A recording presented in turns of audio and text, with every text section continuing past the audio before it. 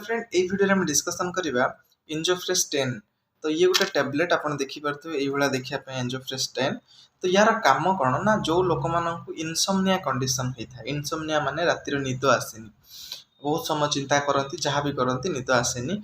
तो तांकु ये मेडिसिन दिया जाए दिन संध्या खाई माने खाई सारा पर खाईदेवे गोटे आउ आसीज निद। तो ये काम केमती कर बॉडी भितर देख ये जाऊँच आम ब्रेन पाखे गोटे रिसेप्टर अच्छे जहाँ ना हूँ गाबा जी कि न्यूरो ट्रांसमिटर को ब्लॉकेज कर मन कर आम बहुत कथा चिंता करें न्यूरोन रु आ गोटे न्यूरोन को मेसेज ट्रांसफर हो।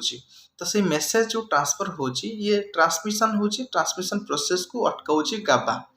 तो गाबा को ये जाकि कौन हम ना ये गाबा माने आगोनिस्ट माने गाबा सहित बांधी कि गाबारू अधिक परिमाण में गाबा जोटा रिलीज करिवो न्यूरो ट्रांसमिटर जो रिलीज करिवो सी कौन करिवो ना इनफॉरमेशन को आगो को छाड़बनी जो कि आप नर्व गुड़ाक एक्टिवेट हेबेनी जोटा न्यूरोन रेगुलरली फायर होता जहाँफल कि आप बहुत सारा चिंता करते आपको टेंशन लगुला से टेंशन आउ आसब ना जो टेंशन आसबनी आप रिलैक्स हो माइंड रिलैक्स हो ऑटोमेटिक निद पलि आस।